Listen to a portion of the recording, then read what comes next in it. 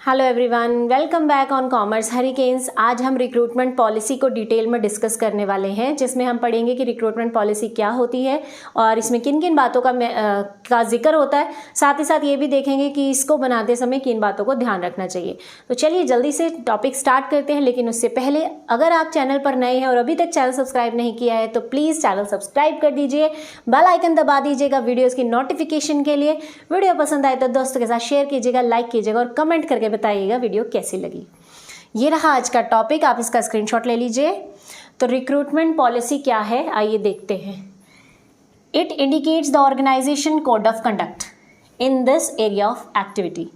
मतलब ये एक ऐसी स्टेटमेंट है जिसमें रिक्रूटमेंट से रिलेटेड रूल्स एंड रेगुलेशंस लिखे जाते हैं। ये बताया जाता है कि रिक्रूटमेंट कैसे करना है, कब करना है, क्यों करना है, इसका क्या ऑब्जेक्टिव है, इसके क्या प्रोसेस होगी, ये सारी चीज़ें इसमें मेंशन की जाती है। हर कंपनी की अपनी रिक्रूटमेंट पॉलिसी होती है जो दूसरे से डिफरेंट होती है। ज़रूरी नहीं कि अगर 10 कंपनीज है तो सभी की पॉलिसी सेम होगी, ठीक है।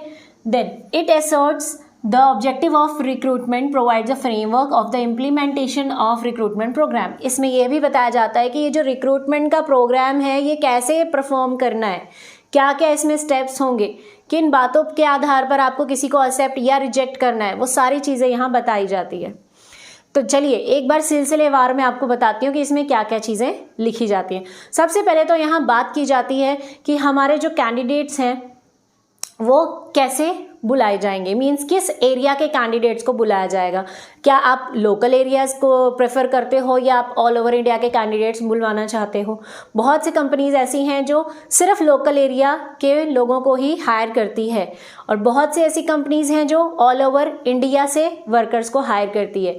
और सबसे बड़ी बात ये भी डिसाइड करना है कि आपको जो रिक्रूटमेंट करनी है वो इंटरनली करनी है या एक्सटर्नल सोर्सेज भी आपको चाहिए, ठीक है।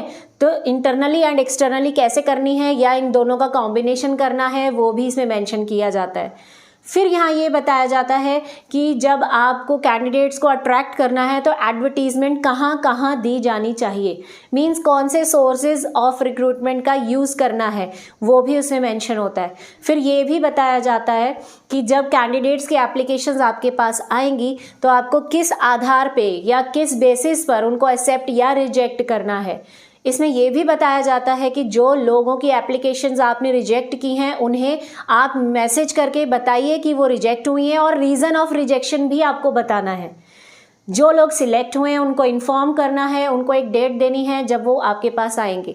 फिर वहाँ ये भी बताया जाता है रिक्रूटमेंट पॉलिसी में कि आप उनका सिलेक्शन किस बेसिस पर करेंगे, कौन से टेस्ट या इंटरव्यूज़ आप कंडक्ट करेंगे, क्या प्रोसेस होगा वो वहाँ बताया जाता है।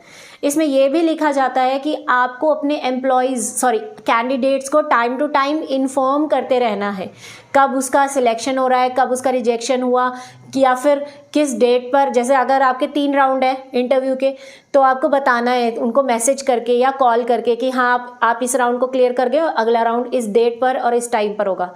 कैंडिडेट को बिल्कुल भी परेशानी नहीं होनी चाहिए। ऐसा ना हो कि कैंडिडेट आपके रिप्लाई का इंतज़ार ही करता रहे या कॉल कर करके आपसे खुद ही पूछे, ऐसा बिल्कुल नहीं करना है, ठीक है। देन एट लास्ट हम ये भी बताते हैं कि रिक्रूटमेंट पॉलिसी के अंदर सभी लोगों के कोटा फिक्स किए जाते हैं। मींस वुमेन के लिए कोटा होता है, फिजिकली हैंडीकैप पर्सन्स के लिए कोटा होता है एंड जो हमारी माइनॉरिटीज़ है उनके लिए कितना कोटा होगा, जनरल कैटेगरी का कितना कोटा होगा, ये सारी चीज़ें उसमें मेंशन की जाती हैं, ठीक है। तो आई थिंक आपको क्लियर हो गया कि रिक्रूटमेंट पॉलिसी एक्चुअली में क्या चीज़ है। चलिए अब बात करते हैं कि एक अच्छा रिक्रूटमेंट पॉलिसी कैसा होना चाहिए, मतलब उसमें क्या क्या बातें होनी चाहिए। First, it should be flexible. Yes, आपकी रिक्रूटमेंट पॉलिसी फ्लेक्सिबल होनी चाहिए। ऐसा ना हो कि आपने एक बार रिक्रूटमेंट पॉलिसी बना दी और आप कह रहे हो कि नहीं अब इसमें कोई बदलाव नहीं हो सकता, ऐसा नहीं है। सिचुएशन और एनवायरनमेंट के बेसिस पर हम अपनी रिक्रूटमेंट के पॉलिसीज, रूल्स, रेगुलेशंस को बदल सकते हैं। Then second, it should provide job security. Yes, आपकी जो रिक्रूटमेंट पॉलिसी है उसमें जॉब सिक्योरिटी पे खास फोकस होना चाहिए। अदरवाइज आपके एम्प्लॉयज़ आपको ज्वाइन तो कर लेंगे लेकिन कुछ टाइम बाद आपकी कंपनी छोड़कर चले जाएंगे, ठीक है, जब उनको कोई बेटर ऑफर मिलेगा। Third, should integrate need of employ and organization. देखिए जब कोई एम्प्लॉय काम करने आता है तो उसका अपना ही एक अलग मकसद होता है और ऑर्गेनाइजेशन का अपना अलग मकसद है, लेकिन काम तो तभी अच्छा होगा जब ये दोनों मकसद जोड़ दिए जाएंगे। एम्प्लॉय का मकसद होता है अच्छी सैलरी, बोनस, एक अच्छी पोस्ट, और कंपनी का मकसद होता है अच्छे प्रॉफिट्स। तो आप इन दोनों ऑब्जेक्टिव्स को इंटीग्रेट कीजिए, मतलब यूज़ कीजिए और कॉमन ऑब्जेक्टिव की तरफ जाइए। Next, it should match the qualities of employ with requirement of work. एक पर्सन में जो क्वालिटीज़ हैं उसके अकॉर्डिंग ही उसे जॉब दी जानी चाहिए। अगर आपके रिक्रूटमेंट पॉलिसी में ऐसे प्रावधान है तो आपकी पॉलिसी अच्छी मानी जाती है। Next, detail of job analysis. Job analysis completely उसमें लिखा जाना चाहिए। जॉब टाइटल क्या होगा, रूल्स, अथॉरिटीज़, रिस्पॉन्सिबिलिटीज़ क्या होंगी, वर्किंग आवर क्या होंगे, वेजेस क्या होंगे, ये सारी चीज़ें उसमें बताई जानी चाहिए। एंड एट लास्ट, जैसा कि मैंने बताया कि आपकी रिक्रूटमेंट पॉलिसी में इन लोगों के लिए भी कोटा होता है। Physically handicap, womens, SC STs या फिर माइनॉरिटीज़, जो भी हैं जनरल कैटेगरी, सबका अपना अपना कोटा होना चाहिए। अगर आपने ऐसे कोटा नहीं रखा हुआ तो वो रिक्रूटमेंट पॉलिसी अच्छी नहीं मानी जाती। तो आई थिंक आपको टॉपिक क्लियर हो गया है ना। अच्छे से पढ़िए। Bye bye, have a good day.